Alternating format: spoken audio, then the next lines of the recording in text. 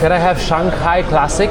Wrong. Hello, my friends. Welcome back. My name is Eric. Today, we're going to take another look at some travel content creators traveling in China. After the previous video I made, I got tons of requests of different people I should review, and I watched so many of them. That's why it's taken me so long. So what we will do today is take a look at 4 of the content creators that you guys requested, and I'll give you my thoughts on them and if they're good travel content in China or bad travel content in China.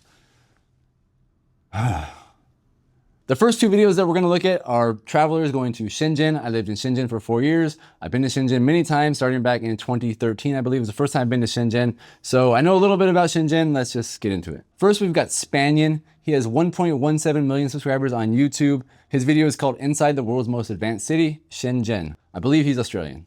I know he's Australian, as a matter of fact. There's a lot of English stuff, like before the speaker was speaking in English, and even the ads here.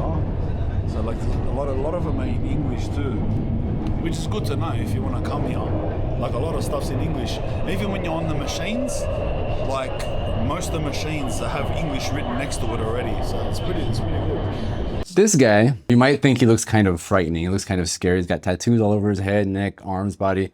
I'm not saying he looks frightening. People might think that. But he seems like a very, very nice bloke, right? His video is very long. It's like an hour and 40 minutes long.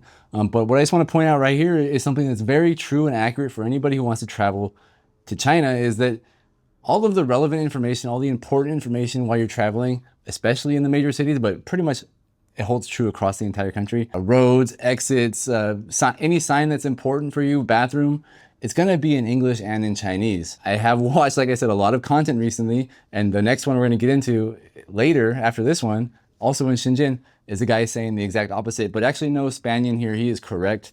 Most of the information that you're gonna need as a foreigner who can't speak Chinese is gonna be in English. It's everywhere. You can see on his video right here on the subway, tons of English. So just keep that in mind as we go. Yeah, get a water, yeah. Okay, water. Yeah. And scan your face. Scan your, oh wow. My face. It just scans your face. And down, and just, yes, pay. That's crazy. That's so quick. Wow, so it just scans your face, and your face is in your WeChat WeChat or Alipay. or Alipay. Yeah, whatever. Wow, so you don't even need your phone. So if you have no phone, or your flat battery, yes, you can still just buy food and Yes. wow. Another thing that I appreciate about this video, and this is my first time watching this guy's channel, is that he actually includes a Chinese person who's being his guide, right? A lot of these vloggers who come to China and try to explain China, it's their first time in China, they know nothing about China, which is understandable. A lot of people don't know much about China, but they don't like really include any Chinese voices or Chinese opinions. This guy has a Chinese guide. Guide is relatively helpful for the most part. Actually, in this video, Spanion's the one talking. The guide is really just kind of in the background. But he learns a lot about, how to pay in China using Face Pay and things like that. As a travel content creator, especially if you don't speak the language, I think it can be somewhat important to, at least get a little bit of help, a little bit of background, just so the video is not just you being completely dumbfounded by everything and scared of everything, like we're gonna see in the next video in Shenzhen. Doing these 2 back-to-back on purpose, you'll see. For this video, I'm only gonna show a few clips because the video literally is an hour and 40 minutes long, and if I look at his channel, most of his videos are incredibly long. And to be really honest with you, not a lot happens that interesting. I mean, it's interesting in the sense that this is the guy's first time in the city, but he's just mostly walking around and being in shock that there's trees, and being in shock that there's exercise equipment, and being in shock that all these things are in China, which I don't know. To me, it's not the most compelling content, but if people like it, it's got millions of views. So yeah, I mean, it's fine. Do you come to China and see large American communities?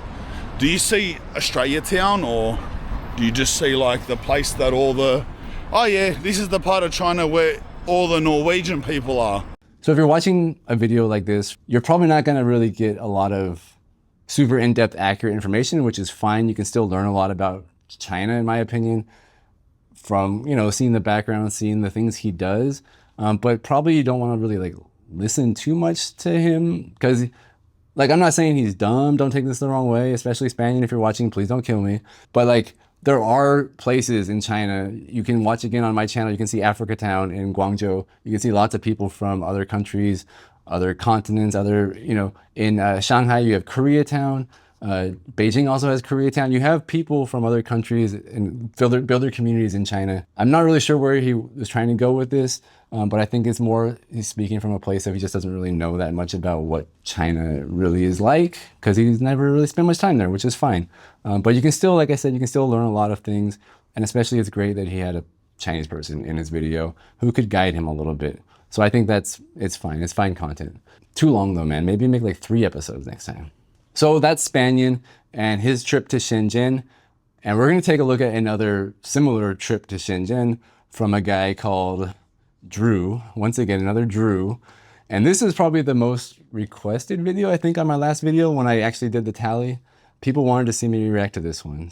And it's long also, and there's a lot to react to in this, so I apologize for that. This video is called, I went to China and got detained by the CCP. Shenzhen vlog. Not so different from our last Drew video.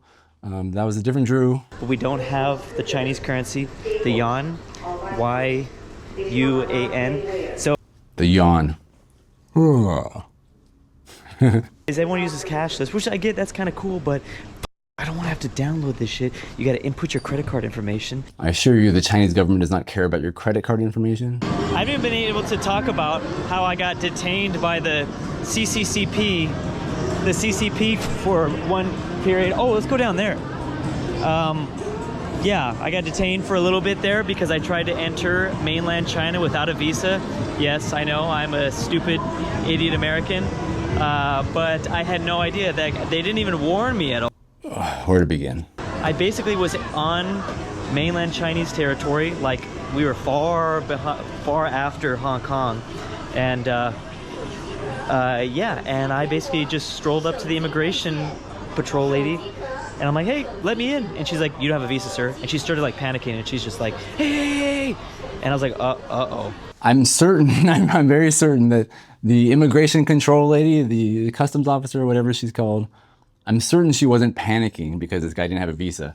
If she was gonna not let him in, she would just not let him in, send him back to Hong Kong. The people at the border in China are extremely professional. They're also extremely polite. Every time I go back to the United States, I feel almost like a criminal. Like there's people, you know, with guns and they ask you all these questions.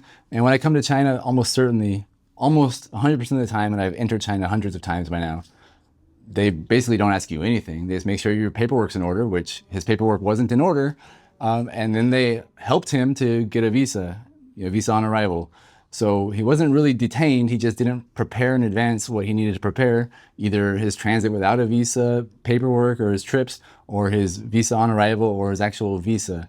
So he's the one that was probably panicking. I doubt they were panicking. I understand this is YouTube. People want the clicks and people want the content. At some point you got to ask yourself, like, is what I am saying like remotely accurate and truthful or even entertaining? Because it's not entertaining really to me to see somebody just making stuff up and pretending to be scared all the time, just like the last Drew. Is it the Chinese Uniqlo? Maybe. No. I don't think I've ever been to a place more than this where I had no idea what the hell was going on. Like, even Hong Kong, it's like, generally I can kind of see what's going on. There's enough English. There's enough English speakers. I do not know what in the hell is going on here. Like, I don't know. This is a complete alien planet right here. I do see, well, I say that I do see the Bank of China, which is clearly labeled in English. But when it comes to like the clothing brands and the food. So remember the last video I said Spanian, he talks about how a lot of the words are in English, surprisingly a lot. You can get around with English. And then this guy's video, he's walking around the same city, different place obviously, but he's like, there's no English at all. I feel like I'm on an alien planet. I don't know what's going on. It feels so different to me. Meanwhile, almost every sign behind him right now while he's walking and saying this is either like a Japanese brand, so not Chinese, or a brand from like Hong Kong, which is not mainland China. And so he thinks that entering mainland China, he's like stepped into another world. Meanwhile, he's talking about how awesome and how gritty and how cool Hong Kong is, while all these Hong Kong brands are like passing by behind his camera. And he's like, I don't understand anything that's going on here.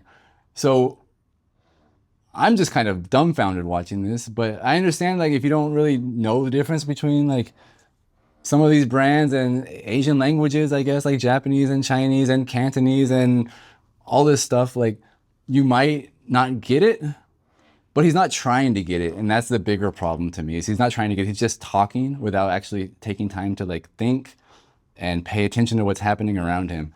And that's always typically one of my biggest problems with travel vlogs. Is there's so much focus of the content on the vlogger and not on the place. And this video is a perfect example because he talks for like 45 minutes straight with the camera on him. You see almost nothing of Shenzhen, almost nothing of China. You just see him, his face. And this isn't a video where I talk about really like production quality or anything like that. But also, what is up with this camera? It's like a super fisheye. Is it like a 360 camera? I should be watching this in VR or something. I can spin it. I don't know. I don't get it. And also the whole one subtitle word at a time. I don't really understand that. I guess that's just so he makes it easier to make vertical TikTok videos. I guess. I don't know. I don't get it. Let's just keep going. Oh my God. Okay, the cameras everywhere. It's crazy. Just this intersection right here has got so many cameras. That's scary. I'm a little scared. I don't believe he's really scared. I don't think he thinks it's scary. Maybe he does, you know, I can't discount his feelings. But again, what's with the foreigners saying how scary cameras are? In America, we have guns everywhere. I believe it's just being played up for YouTube once again. I think it's just for the clicks, but you tell me, is it actual people are very scared of cameras while they're recording themselves? Or are they actually just making stereotypical comment because they know that people like it? Certainly the only American that looks this way here. Yeah, I don't know, man. In a lot of this video, a few times in this video, he talks about how there's no other foreigners there. He's in Shenzhen. This is a tier 1 city on the border with Hong Kong. There are tons of foreigners. There are tons of Americans. He's basically just walking around, I guess, like a market around the border in Lohu or something. I'm not sure exactly. It doesn't really matter. These are places where like people are transmitting goods across the border, clothes and electronics and things like that. This isn't like a high-end tourist destination. He's talked about it a few times as well. I don't think I'm going to show it to you, but he's like, this is a tourist place and there's only one foreigner here, plus a Russian that he says he saw. I don't know. Again, I lived in Shenzhen for 4 years. There's so many foreigners there. You see them all the time, everywhere. All he has to do is go to Shekou and he'll see like 40% of the people there are white people. And he also talks about, he sees like Cyrillic language, like Russian language. Again, I lived in Shenzhen. I only ever really saw Russian language at Russian stores, which there's a few, but for the most part, everything's in either Chinese or English. There's way more English than Russian. So I'm very confused about his experience here. Waffle cones.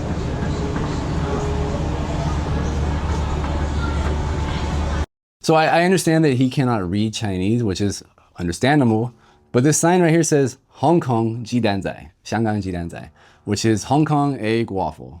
And he's gonna eat it, and very exciting content, I know, but he's like, I've never had anything like this, it's so amazing. But literally he's eating food that originated in Hong Kong, and he's been talking about how awesome Hong Kong is, but it's just weird to me, like a person that is making this content literally knows nothing, like less than nothing, like zero. And it's fine to eat jidanzai in Shenzhen. I'm not saying anything wrong with that. But he's like comparing these two places and talking about how one's so gritty and cool and one's like so scary a lot of the time in this video. But they're essentially like, they're not the same place, but they're very, very similar. They're neighbors. They have a lot of the same culture and language and food products. I don't know. I'm probably just nitpicking here. Tell me if I'm nitpicking. But he makes a big deal out of this waffle, but it's, dude, you were just in Hong Kong. You should have been eating these in Hong Kong. They're so good, and that's where they're from. Maybe it was worth the 15 yen. Yen, anything but the correct term. It's crazy. But we are in the richest, one of the richest areas, and we're like highly touristy area, so. Once again, he's not in one of the richest areas or a highly touristy area.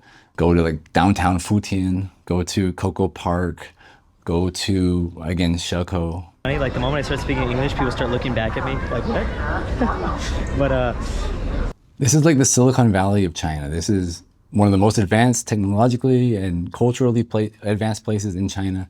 There's tons of people speaking English. Again, literally on the border with Hong Kong, where a lot of people speak English. nobody's surprised that he's speaking English. People are not like shocked. He's not shocking anybody. They're probably just want to turn around and see why this foreign guy is saying all this stuff to the camera. So many of this, like I said, even the signs are not really that much in English, and there's not a whole lot of tourists, that's for sure. The signs are not in English. Hold the handrail. Watch your feet. As he's speaking, it's right there next to his head. What? I have to say, I have a new appreciation of Hong Kong now. Honestly, this is gonna sound funny, but it felt like crossing back over to Hong Kong. I was like, okay, back in America. Okay, so he spent 8 hours, 10 hours, I don't know, 12 hours in Shenzhen, something like that in mainland China. And now he's already back in Hong Kong. He's like, oh, I feel like I'm back in America. I feel like China was a totally different world. And again, I don't want to discount anybody's feelings or I'm not that kind of person who I'm like, he's lying. It's not true. Even though I highly, highly obviously disagree with his feeling here, going back to Hong Kong versus mainland China. I just think that this kind of content is just completely unnecessary. And so I don't know. So why am I talking about it? Actually, the reason why I wanted to comment on this one, besides that a lot of people requested it, even though I really kind of didn't want to, but I ended up doing it because of two reasons. One, on his main page, it says he's a geographer, and I'm a geographer by education. And so I felt like, oh, we might be kindred spirits. I saw that. I looked at his profile before I watched the video, and I'm like, wow, it's like a cultural human geographer, again, by education, not by profession or by trade. We learn how to be like curious and how to observe and how to talk to people and how to like see similarities and differences. So I don't know if he's actually like a properly educated geographer or if he studied cultural geography or physical geography or what, there's differences. But I feel like if he did study the same type of things as me, he completely missed the point, or his education was wrong. And I'm not saying that to be mean, but like, I feel like there's something extremely missing, or it's so focused on himself and not about like the others around him, the people around him, where a typical geographer would be more observant and more curious about things, and he just doesn't seem to be. Now, the other reason why I wanted to comment on this video, and you'll find this probably amusing, I think, is that he actually, let me pull this up. This makes me laugh. Okay, guys, here we go. Here in his pinned comment from 2 weeks ago, he says, he's launching a group trip to China with you guys through some sponsored thing. Doesn't matter. I'm not trying to mess with this guy's money at all. I don't care. He can make money. If you want to go, go. That's fine by me. But let's just now click on through his link and see what's going on here. $2,000, $1,999 for a 7-day trip from Beijing to Xi'an. And if you look through some of the stuff that he's going to take you to do, go to the Muslim street in Xi'an, ride your bike along the ancient city wall, go to Mutianyu Great Wall of China. All of this stuff is like right on the tourist trail of China. It's all stuff that like everybody can easily do. You can find tons of information about all of these activities in English. You can easily book these activities yourself. You don't need to spend $2,000 to enjoy the 7-day trip with him. That's a great deal of money for a very, very basic trip to China, and with a person who knows literally nothing about China. Now, if you're his fan on YouTube, okay, you want to meet him, okay, go for it, book the trip. But if you want to have any sort of like relevant, interesting, exciting experience in China that's not with, I don't want to be mean. I'm trying not to be mean. If you really want to travel to China with a YouTuber, hit me up, email me, I'll consider it. I'm not a tour guide. I don't want to do it. That's not my goal. I don't want to be a tour guide. I don't want to take YouTuber fans on a journey, but if you really want me to, send me an email, we can talk about it. And I'll probably charge less than $2,000. So anyway, it's just crazy to me that he thinks after posting this video, he can sell a tour of China? Dude doesn't even know his way around Shenzhen. Gotta be kidding me. So those are our 2 videos from Shenzhen, whether you like the creators or not. I would say neither of them are that knowledgeable, but one of them seems more curious, more open, more willing to maybe try to learn, and also less focused on himself. And the other one's just more focused on himself and not on the place, to the point that like all his preconceived notions, his prejudices, everything is already in his mind. It shows in the video, or yada, yada, yada. Go through the video, you can watch it, you can see yourself. That's that. Our next video is also highly requested. It is from a YouTuber called Homeless Pelican with 68,000 subscribers. This video is his first 24 hours in China. Complete culture shock, with 89,000 views, so pretty good. And we're just gonna take a quick look. I think he's Polish. He should be Polish. So his first time in China, and he just arrived at Pudong Airport in Shanghai. To do something. This guys keep following me, and I told him already 25 times no. I love the way he's guiding me around already. Thank you, sir. So kind. Or maybe he wants something more than a smile from me. I am people, so I want to go to the park. Mark left or mark left. Just pro tip for anybody who's traveling anywhere. If somebody approaches you in the airport or the train station, as soon as you get off, ignore them, do not talk to them, or just tell them, no, I don't want your help. There should be either a sign that tells you where to go for an official taxi or an information booth, an official information booth. There's gonna be people when you get off the airplane everywhere, there's some touts that are gonna try to get you to go on their car, and they're gonna charge you a lot of money. So ignore those people. Him out of balance means push him away. Whatever you do, you can use both hands to push him. I'll demonstrate for you first. Okay. I think this is really cute. He's doing Tai Chi with these old grandpas in the park or uncles in the park. And I think that it's interesting. This guy speaks very good English. Honestly, most older people in China don't speak as good English as this guy does. But as you can see, clearly there are people that speak English. Just random dude in the park speaks English. But this guy is definitely an exception in terms of how good his English is. But I do think this is also a really just cool scene of how, you know, people are friendly. People are out in the park doing activities, doing Tai Chi, and then they practice skateboarding with him and play with him. It's nice. People are very friendly and welcoming in China. That's definitely a very good representation of how people are in China and what your experience might be like if you do travel to China. No. I wanted this one. Can I pay by card? No. No. Is it possible to pay by card? No? No. Apparently paying by card is not very common, at least. Like a lot of people that make content first time coming to China, they didn't prepare at all. They are not prepared with Alipay or WeChat Pay. They are not prepared with their visa. A lot of things always seem to go wrong for people who are professional travelers. I actually really kind of like this guy. He's very kind and funny and endearing in a lot of ways. So I'm not trying to be mean again, but he's obviously very unprepared. He doesn't know how to pay for anything. He's stuck trying to find an ATM. It's crazy. I don't know how you just show up to any country and not have done any tiny bit of research on how anything works. But he does eventually get money, I guess, at an ATM. Can I have Shanghai Classic? Yeah. 16, yes. Wrong. This is a breaded chicken or pork, and this one, I really don't know. This is a massive mistake right here. Probably the biggest mistake I've ever seen anybody make on any China content creation vlog ever. Ever. I'm serious. He's at Yang's Dumplings, Xiaoyang Shengjian, and he ordered Zhu Pai and not one Shengjian Bao. Not one, not the original Shengjian Bao, not the shrimp ones, nothing. This is why you gotta watch my videos. I always tell you guys you don't need to watch my videos, but hey, I've made at least 2 videos in the past in Shanghai where I tell you, when you go to Shanghai, you gotta eat Shengjian Bao from Xiaoyang Shengjian, and this is how you do it. The place is called Yang's Dumplings. It's in English.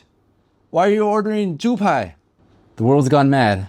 So that's Homeless Pelican's first time in Shanghai. A lot of things, again, he's not really doing correctly, but at least he's entertaining. A little bit crazy with the editing for me, but that's fine. People like it. Lots of cuts. Definitely need to eat the proper thing at the proper restaurant. Just every time you go to a restaurant, ask for jiao pai, jiao pai, jiao pai. That's just like their, any restaurant's like best dish, okay? Just remember that. Our final video of the day will be very quick. I just, nobody actually recommended this video, but it kept popping up in my recommended feed after I started watching all these China vlogs. And it's not really a travel vlog necessarily. It's from a YouTuber called Kaisheps, 239,000 subscribers.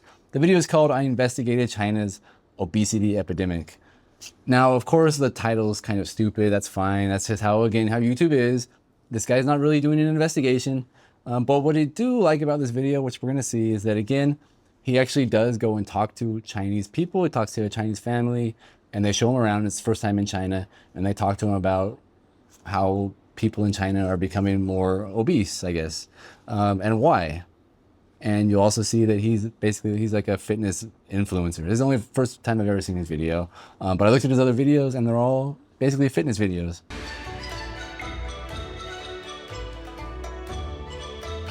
many milk tea stores have we seen so far? 5. Is that 5? Yeah, just a smaller one. The one next door is Yeah. a bigger store, so they offer like a lot more pastries and everything.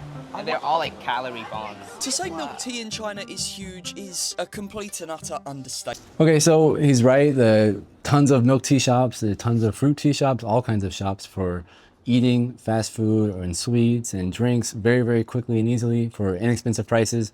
And the other thing is that it's also easy to get delivery, which I'm sure most everybody knows by now, but you have a person here, a local, explaining how it works and how you can get it to your office or your home at lunchtime. But I do find it to be more interesting, and you can learn a lot again just by observing things that are going on around in the video. You can see a lot about like what the shops are like, what the town's like. You can learn a little bit about the school, about fitness in China from the PE class, from the kid that's Chinese. So yeah, I kind of really just wanted to share that one with you guys because it's something where I think that a lot of travel content creators could probably learn from this guy, because he's not a travel content creator, whereas like he went to go and try to actually learn something and maybe tell a little bit of a story and get a little bit of a local's perspective. Whereas again, some of the travel content creators, especially the Drew guy, where it's just like talking 1,000 words a minute nonstop without taking a breath to actually observe anything or hear what other people are saying or see what the signs are saying. So I just think that maybe people could learn from that if they are travel vloggers. And that's all I wanted to show you with that one. So thank you for watching. And if you are in China and you're watching this on Bilibili, whether it's on my channel or on one of the many channels that has stolen all my videos, well, my channel, guys, is Eric Wenjun. If you're watching on a channel with not that name, that's not me. So make sure you subscribe to the right one and report the wrong one. Adios.